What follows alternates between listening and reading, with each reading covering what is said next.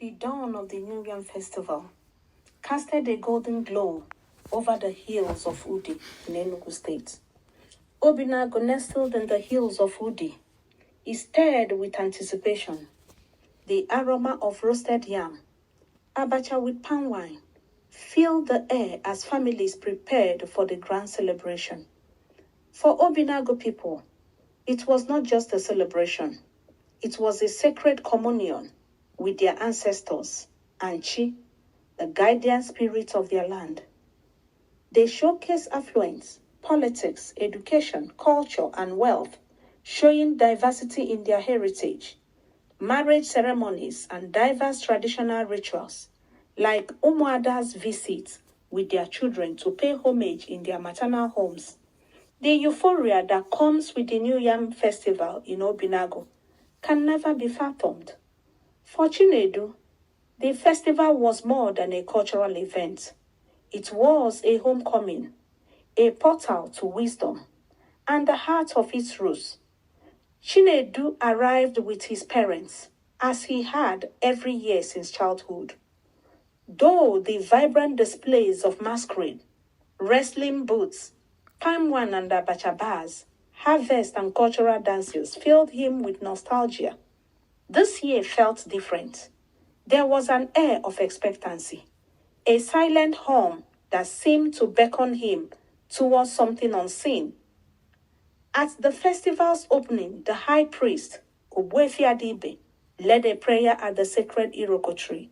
The town crier's gong echoed through the village, announcing the arrival of masquerade dancers from neighboring clans.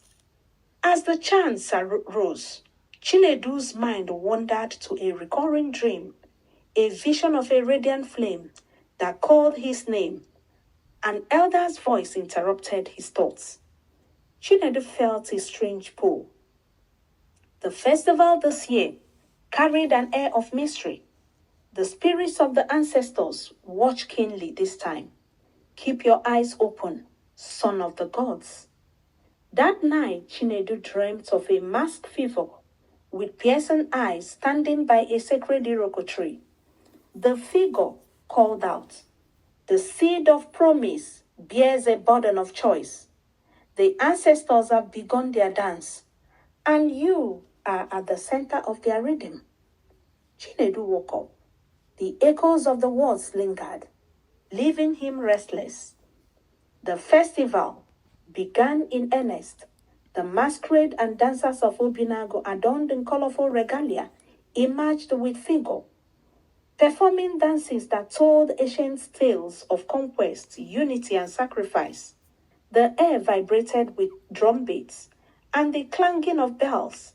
Among the masquerades was Ogene Omenike, the voice of the future, a masquerade rarely seen but revered by all. Chinedu stood among the crowd, his heart pounding as the masquerades performed. Suddenly, Ogene Omenike broke from the formation and approached him. The drum ceased, and a hushed tension fell over the spectators. "Young one, do you know who you are?" the masquerade said, its deep voice resonating like thunder. "The path you tread is one of fire and wisdom, but first you must choose." The crowd murmured, and Chinedu's father stepped forward, shielding his son. But the masquerade raised a hand, silencing him. From beneath its mask, it produced a white feather and placed it in Chinedu's hand. "The choice is yours," it whispered. "Seek the truth or be consumed by ignorance." As quickly as it had come, the masquerade danced away, leaving Chinedu bewildered and clutching the feather. His mother, visibly shaking, muttered, "This is not ordinary. The gold has spoken." One of the highlights of the festival was the boxing competition, where young men tested their strength and courage. Chinedu, never one to shy away from a challenge, decided to join despite his parents' protest. As he stepped into the arena, the crowd roared with excitement. His opponent, Obinna, was a seasoned fighter, though for his ferocity. The match began, and Chinedu soon realized he was overmatched. Blow after blow left him reeling, but something within him refused to yield. As he staggered, the feather he had kept in his pocket seemed to glow faintly. In a flash, Chinedu remembered the elder's words, "Keep your eyes open." He adjusted his stance, anticipating Obinna's moves with uncanny precision. With one final strike, Chinedu landed a blow that sent Obinna to the ground. The crowd erupted, but Chinedu's mind was elsewhere. What had just happened? But Chinedu's victory felt hollow. The high priest approached him. "Strength is not just of the body, but of the spirit," the priest said. "You will face trials that test both." The festival concluded with the dedication of marriages and newborns. As families offered their thanks, Chinedu stood by his parents, reflecting on the journey so far. The masquerade, Ogene Omenike, appeared again, this time without its enigmatic demeanor.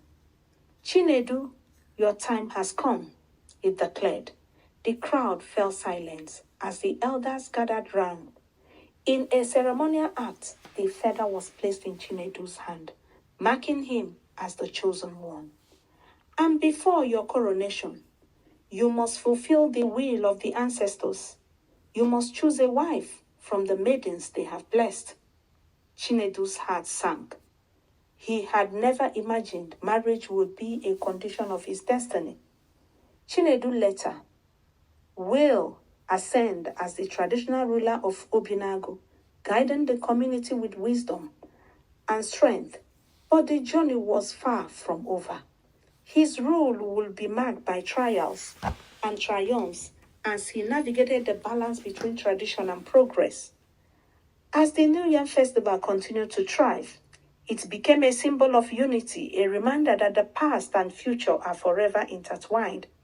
And for Chinedu, it was a testament to the enduring power of destiny, culture, and the spirit of the land. Who will choose to marry Chinedu? Adora, from neighboring town, or Nneka, his childhood friend? Let us know your thoughts in the comments as we wait for the next episode. Thank you. Kindly subscribe, like, comment, and share. Thank you.